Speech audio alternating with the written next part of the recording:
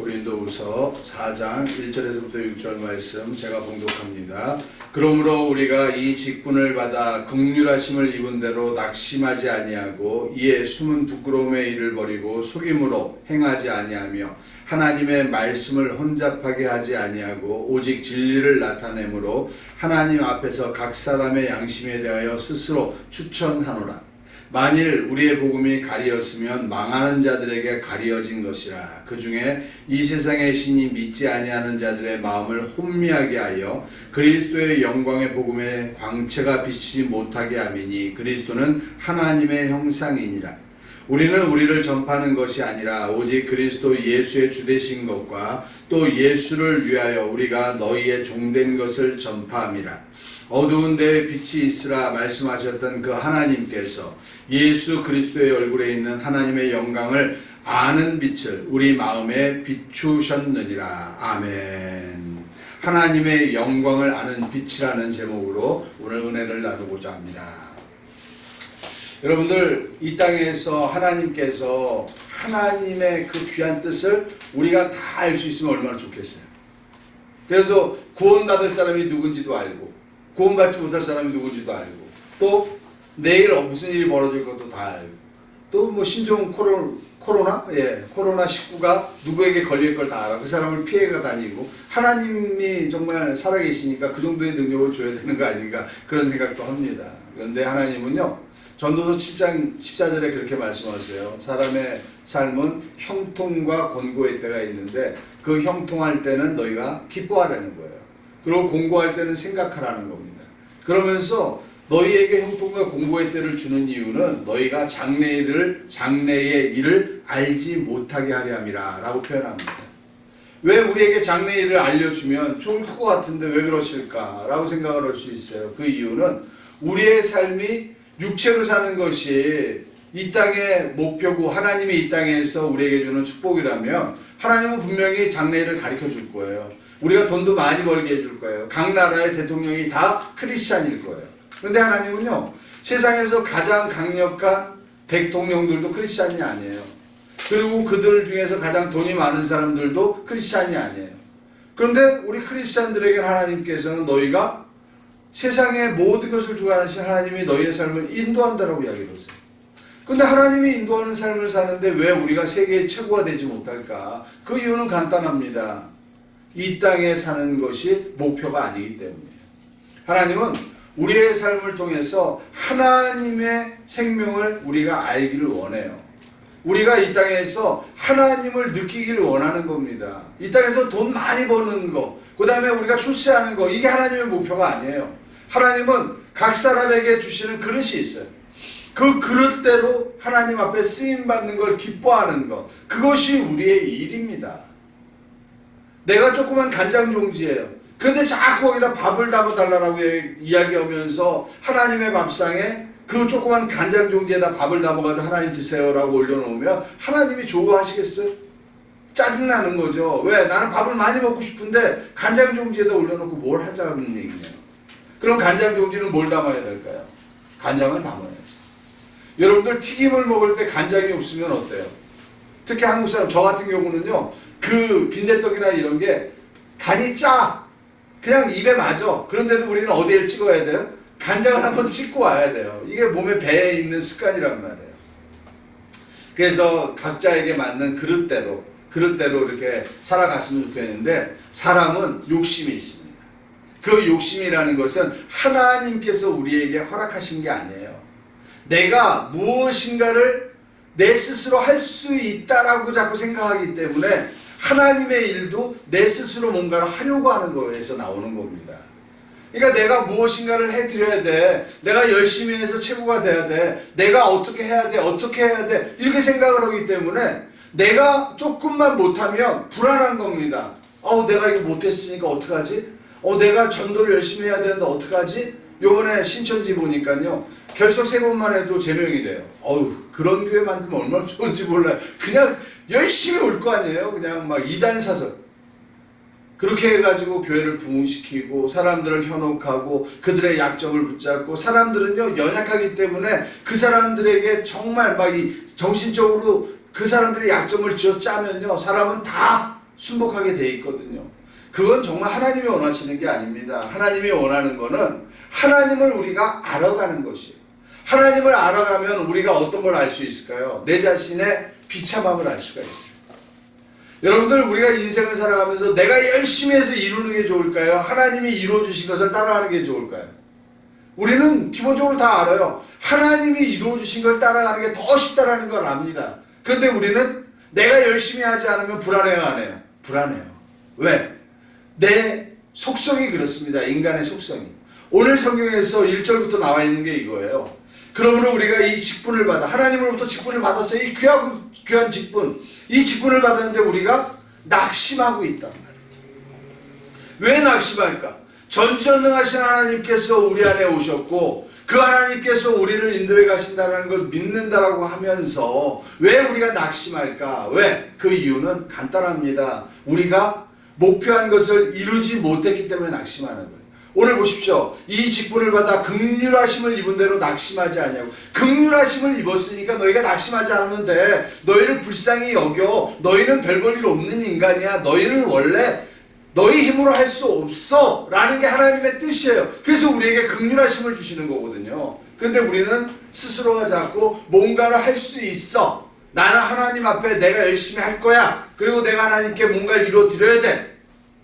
제가 하나님 앞에 간절히 기도했던 게 있어요. 제가 옛날에 그 예수 믿기 전에 사주팔자를 보면 그렇게 거부가 되는 게 내 팔자였대요. 그래서 제가 예수 믿고 나서 하나님한테 그런 기도를 했습니다. 하나님, 다른 건 다 변해도 되는데 이거는 그냥 놔두시는 게 어떻겠습니까? 거부가 되면 제가 교회도 많이 지어드리고 이러면 서로가 좋은 거 아니겠습니까? 왜?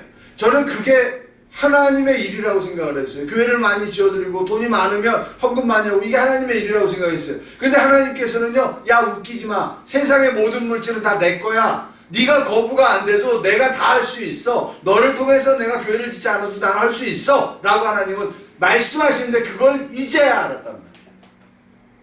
하나님이 원하시면 모든 것을 다 하실 수 있습니다. 우리는 우리를 통해서만 할 수 있다고 착각하는, 하나님은 홀로 못하시고 우리 인간을 통해서만 하나님의 일을 하실 수밖에 없다라는 하나님의 약점이 있다라고 이야기를 합니다. 그렇지 않아요. 하나님은 원하시면 돌들을 사용해서 하나님을 찬양하게도 하실 수 있고 세상의 모든 것을 하나님은 움직이실 수 있습니다. 근데 사람들은 착각하는 거예요. 저 하나님은 우리 사람을 통하지 않으면 아무것도 할 수 없다. 우리 사람을 통해서만 할 수 있다. 그게 하나님의 법이야 라고 만들었다. 이렇게 생각을 합니다. 여러분, 그렇지 않습니다. 하나님은 나 아니더라도 이곳에 설교할 자를 세우실 수 있고요. 하나님은 나 아니더라도 천국을 입성할 수 있는 자를 하나님은 만드실 수 있어요. 그래서 하나님께서는 우리에게 말씀하십니다. 야, 너희는 긍휼하심을 입는 자들이야. 너희는 정말 불쌍히 여김을 받지 아니하면 너희는 살아날 수 없어. 그걸 잊지 말아라. 그러면서 낙심하지 아니하고 라고 이야기를 해요. 여러분들, 우리는 낙심할 필요가 없습니다. 이 땅에서 내가 열심히 하려고 노력해. 내가 열심히 하려는 마음도 하나님의 은혜거든요. 하나님이 열심히 하려는 마음을 줬기 때문에 내가 열심히 하는 거예요. 교회에 하나님의 일을 열심히 해야 되겠다 이런 생각 드는 거, 내가 열심히 성경을 읽고 설교를 준비해야 되겠다라는 거 하나님의 은혜입니다. 그런데 내가 열심히 하려는 마음 중에서는 뭐도 있어요? 내 욕심도 있다는 거예요. 내 욕심. 내 욕심이 나타날 때 내가 뭘 할 수 있습니까? 낙심한다고요. 하나님이 주시는 열심으로 하면 낙심할까요, 안 할까요? 낙심하지 않아요. 왜? 하나님이 주시는 열심은요, 내가 열심히 하다가 안 되잖아요. 그럼 뭐가 나오는지 아십니까? 아, 나는 정말 부족하구나. 내가 정말 하나님의 일을 내가 하는 게 아니고 누가 하시는 거예요? 하나님이 하시는 거구나. 정말 하나님이 도와주지 않으면 나는 이 일을 할 수 없구나 라고 결론이 나면 그 열심은 누구의 열심이에요? 하나님의 열심. 근데 내가 낙심하고 좌절해요. 그럼 이 열심은 누구의 열심이에요? 이것은 나의 열심이었다라는 거예요. 근데 하는 과정에서는 알 수 있어요, 없어요? 모르는 거예요. 알 수 없는 거예요. 그 알 수 없는 걸 내가 막 밀 땡겨가지고 고민하고 그럴 필요 없어요. 내가 열심히 일어납니까? 그럼 열심히 하세요. 그런데 내 낙심됩니까? 아, 그럼 내 욕심이었구나 라고 회개하시면 되고, 내가 일이 잘 안 되는데도 아, 하나님께서 하시면 일은 잘 안 되는 거구나 라고 생각을 했다면 하나님이 내 안에서 하나님의 은혜로 나를 열심히 할 수 있는 마음을 허락하셨구나라고 받아들이면 되는 거예요. 아주 간단한 겁니다. 근데 오늘 2절에 이렇게 이야기합니다. 이에 숨은 부끄러움의 일을 버리고 속임으로 행하지 아니하며 하나님의 말씀을 혼잡하게 하지 아니하고 오직 진리를 나타내므로. 여러분들 우리가 전도하다 보면요, 사실 전도한다라는 순수한 목적 때문에 거짓말할 때 있잖아요. 하나님에 대해서 내가 제대로 믿지도 않는데 막 엄청나게 믿는 것처럼 설명할 때도 있잖아요. 그리고 또 하나님이 그 사람들에게 뭘 설명을 해요? 저는 그런 설명을 자주 하거든요. 하나님께서 당신 예수를 믿게 되면 당신 이 땅에서 부유해집니다. 당신 이 땅에서 명예가 생깁니다. 당신 예수 믿으면 당신 아들 대학 갑니다. 막 이렇게 이야기를 해요. 진리예요, 아니에요? 진리 아니에요. 대학에 가는 게 무슨 하나님의 뜻이에요? 돈을 버는 게 무슨 하나님의 뜻이에요? 이 땅에서 영예롭게 되는 게 무슨 하나님의 뜻이에요? 그 하나님의 뜻 아니에요. 그런데 제일 중요한 것을 이야기하지 아니하고 자꾸 우리는 거짓부렁해요. 거짓된 진실을 이야기합니다. 그렇게 해야지 그 사람의 마음을 얻을 수 있다고 생각하니까. 여러분, 우리가 전도할 때 그 사람을 섬겨주는 거 굉장히 중요합니다. 그렇지만 그 사람을 속이려고 할 필요는 없어요. 우리가 그 사람의 마음을 속여가지고 그 사람의 마음을 얻었다고 해서 전도되는 거 아니에요. 제 주변에는 예수 안 믿는 친구들이 많거든요. 전 목사하면서도 그 친구들이 저를 상당히 가까이에서 지냅니다. 그럼 그 사람들이 내가 좋으면 교회 나와야 돼요, 안 나와야 돼요? 나와야 돼요. 근데 안 나와요. 왜? 그 사람들이 안 나오는 게 아니에요. 누가 허락하지 않은 거예요? 하나님이 허락하지 않는 거예요. 하나님이 허락하지 아니하기 때문에 올 수가 없는 겁니다. 그냥 하나님이 허락하지 않는 영혼을 우리가 막 억지로 오라고 할 필요는 없어요. 그런데 중요한 건 저 사람이 하나님이 원하는 영혼인지 아닌지 우리가 알 수 없기 때문에 우리가 쉬지 않고 전도할 뿐이에요. 그냥 만나는 사람들마다 이 사람을 만난 것도 하나님께서 나에게 주신 인연이기 때문에, 하나님께서 허락하신 일이기 때문에 우리는 그 사람을 만날 때마다 똑같은 말을 계속하는 겁니다. 예수 믿으셔야지 구원받습니다. 예수님께서는 바로 하나님이십니다. 당신을 위하여 십자가에 못 박혀 돌아가셨습니다. 그래서 당신의 영혼, 우리의 영혼은 영원히 사는 겁니다 라고 설명할 수 있어야 된다는 것이에요. 그냥 자꾸 사람들을 거짓부렁으로 그렇게 속이지 말라고 이야기합니다. 진리를 나타내므로 하나님 앞에서 각 사람의 양심에 대하여 스스로 추천하노라 라고 이야기를 하는 겁니다. 그러면서 우리가 낙심하니까 이야기를 합니다. 3절 4절이 그런 내용이에요. 만일 우리의 복음이 가리었으면, 내가 열심히 전하는데 그 복음이 가려졌어요. 그럼 뭐 하는 거예요? 망하는 자들에게 가려진 것이라. 그렇다고 해가지고 한 번 전하고 아예 안 돼, 그냥 가, 이렇게 하라는 뜻이 아니고, 내가 계속해서 전하는데도 안 되면 이거는 내 책임이에요? 누구의 책임이에요? 이건 내 책임이 아니라는 거예요. 너희는 최선을 다했어. 됐어, 이제 됐어. 그렇지만 네가 그 사람을 또 만나면 하나님이 또 준 기회인지 모르니까 또 해. 그렇지만 그거에 대한 결과는 누가 하는 것이다? 하나님이 하시는 것이라는 거예요. 그러면서 좀 더 구체적으로 이야기합니다. 그 중에 이 세상의 신이 믿지 아니하는 자들의 마음을 혼미하게 하여 그리스도의 영광의 복음의 광채가 비치지 못하게 함이니 그리스도는 하나님의 형상이니.